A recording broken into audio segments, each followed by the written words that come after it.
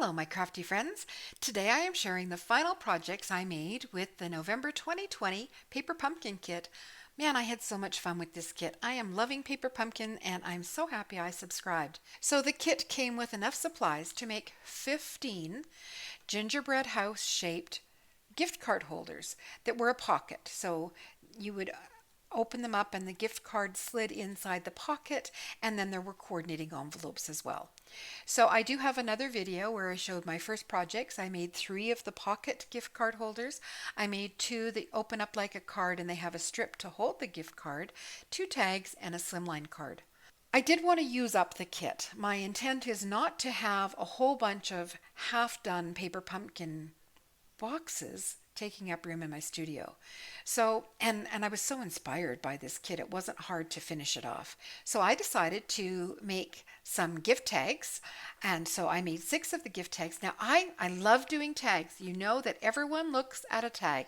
If you hand a gift out or if you bring a gift, everybody looks at the tag. By now most of you have seen unboxings and lots of alternative videos, and you know what the gingerbread houses look like. They came opening with a flap. So I just cut the flap off and glued the insides together, so front and back.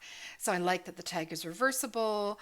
I did the stamping as per the directions on the kit, and same with the back. Added my to and from, did my stamping. I did add a clear resin heart to the top of the back of my gift tags, and because they were clear, they didn't really show up, so I colored them with a red Copic marker, and it kind of modeled the red, and I liked the effect of it. The To From stamp came in the Paper Pumpkin kit, as did A Sweet Treat to You. The puffy candy dots, love those, and I actually used them on all but 2 of my projects, and I still have a whole sheet of them left over. So the supplies that they give you are very generous. I added Nouveau drops to the gumdrops that were printed on the front of the gingerbread house. And these little candy dots I actually cut in half and used half of one and tucked the cut edge underneath the popped up sentiment panel here. The only thing I didn't like about the printed gingerbreads was the yellow door. It was just, there was something about that yellow that didn't appeal to me. So to hide the remaining yellow doors, there were 3 left here, I took a scrap of vellum. I added adhesive to the back side of the white panel and laid the vellum over top of the doorway from the back. So when you flipped it over to the front, you had kind of a frosted door. And then I just adhered them with foam tape, as I did with all of the others, and I liked it much better. So it's still yellow, but it's not that yellow that made me cringe. So just more of the candy dots again, cut in half. The little gingerbread man is from Karen Burniston. It is from her Winter Charms, so it did cut a little hanging hole, but because I didn't need my gingerbread men dangling in the doorway, but that would have been very cute, I just snipped off the hanging hole and popped them up with foam tape. Again, the fun thing with tags is most of the time they can be as bulky and as embellished as you want because they're not having to go through the mail. So yes, there's a layer of foam tape here and here and here, and then there's the candy dots and the twine, and didn't have to worry about any of it. So while I did not need any more gift tags, I have a whole box of handmade gift tags. I loved these, and I'm going to actually use them first before I dig into my box. So very happy with my gift tags.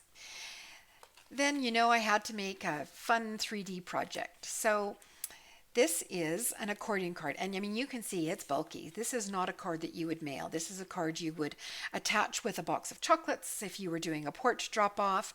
It's a card you would put in a Christmas parcel in the mail.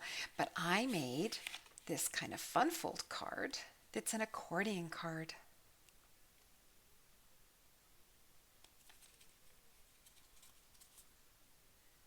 So I pulled out an older pattern paper from my stash. It's called Winter Wonderland by Recollections, and the snowflakes are all sparkly, and the red is kind of it's a very orangey red, and it matched the coral that is one of the Stampin' Up! Colors that came in the kit. Here is another gingerbread man from the same charm set. I cut off the hanging hole, and he's cute because he has the layers that you can do. So I die cut his icing from a white pearl cardstock. one of the puffy candy dots. And this season's greeting from our home to yours is from a retired Stampin' Up! Set called Merry Christmas to All. I used 2 of the gingerbread houses and just adhered them together. Can you see that is where they're adhered? So I used 1 flap to adhere the 2 together, and then the flap that was on this final one I just trimmed off. My covers, the white cardstock, measures 2.5 by 3 7/8, and that seemed to be just a perfect size. I mean, you could make it bigger or smaller, but that's the size that I chose to make here. And then my paper mats were 2.25 by 3.5. This little zigzag circle was sitting in a bin. If I make a project and say I thought I needed 6 circles and I only needed 2, the remaining circles go in this bin. So if I need a circle, I tend to flip through that bin to see if there's something in there that we'll use before I die cut another one. And so this one was the perfect size. A couple more of the little gingerbread charms. This white layer was popped up with foam tape. I did add stickles and Nuvo drops to add a little bit more sparkle, and a couple more of the resin hearts from Stampin' Up! Clearance rack that I colored with a Copic marker. And I don't know if you can see the shine. They show up so well in real life, but these are the little tiny snowflake embellishments also from Stampin' Up!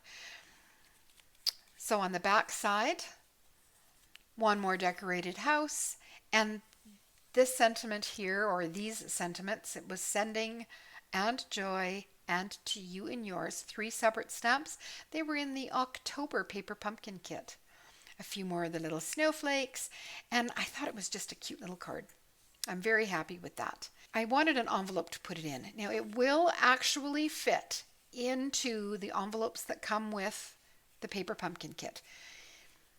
I tried, you can get it in. It's really hard to get it out. So you would probably have to rip the envelope to get it out. And I didn't like that. So I pulled out my envelope punch board and I made an envelope. Using the measurements printed on the punch board, I used the ones for a 3 by 4.5 inch envelope. So I cut it from more of the pattern paper that's in the package and just used my envelope punch board. What I did differently is I put my card inside the envelope before I adhered it. So I added adhesive to this flap and this flap along this edge here, folded it over my card, and then brought up the bottom. Adhered it down so you can see it is very rounded, my envelope. Rather than assembling it flat down, I liked the curve because I know it's not going in the mail. I thought that was a good way to make sure there was lots of room in the envelope for my card. I added a little piece of I think they call it Terran tape. It's a roll of adhesive tape, double-sided, that came in the paper pumpkin kit, and I added that there, and you just peel off the liner when you go to seal it. I added a stamp to the flap, and to get this seal, I used washi tape. So I added a strip of washi tape across the bottom of the envelope here, and then put several strips of it on some scrap of white cardstock, and used one of the dies from the Tasteful Labels, which is a Stampin' Up! Die set, to die cut the circle. So that's how I can seal the card, and it will just seal like that. I then used a trimmer and trimmed off the front of one of the envelopes and glued that right to the front of the card after I had stamped greeting on it. And that's it for my little accordion card, but I'm very happy with the way that turned out. And then all I had left from the kit was 1 gingerbread house and 1 gingerbread front. I do have a couple more of the bordered rectangles to stamp sentiments on, and I've got a whole sheet of the candy dots left. But I decided to make a slimline card. I love slimline cards. So in that pattern paper pack, the Winter Wonderland by Recollections, there was this panel. It was sized perfectly to fit on a slimline card. So I added it to a white card base. Now folded, my slimline card is 3.5 inches by 8.5 inches. And it fits in a number 10 business envelope. And I did add a strip of pattern paper to the flap of my envelope. And I also stamped the gingerbread house that comes in the paper pumpkin stamp set on the envelope there.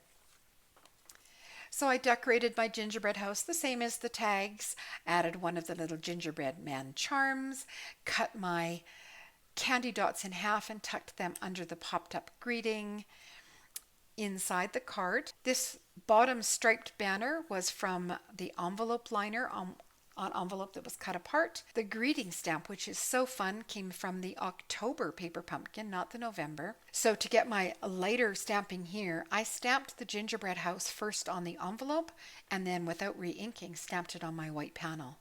So while I'm sure I will only need to sign our names here, if I decide to write any more, I can because it's light enough to write over, especially if I use a black pen. So it's not too heavy, it's not too thick. There is a layer of foam tape here and the candy dots. I will lay a strip of lightweight cardstock over the card when I put it in the envelope to mail, and that will allow it to go through the mail. And that's my final project with the November 2020 paper pumpkin kit. So all in all, I have 2 slimline cards, 1 accordion card, 6 nice sturdy double-sided gift tags. In the other video I showed 2 regular gift tags. That's where the other slimline card is in the other video. It's a slimline trifold card, 5 gift card holders, 2 that open like a card with a strip to put your gift card in, and 3, as the instructions showed, with the kit that make little pocket gift card holders. So much fun. As I said, all I have left is a sheet of the candy dots, which I put in with my enamel dots to use on other projects, and a few of the bordered sentiment strips that I left in the package. I store the instructions in a clear envelope, and I just tucked the remaining border ones inside that envelope. If you enjoyed my video today, please give it a thumbs up and subscribe to see more of my cards. And that's it for me today.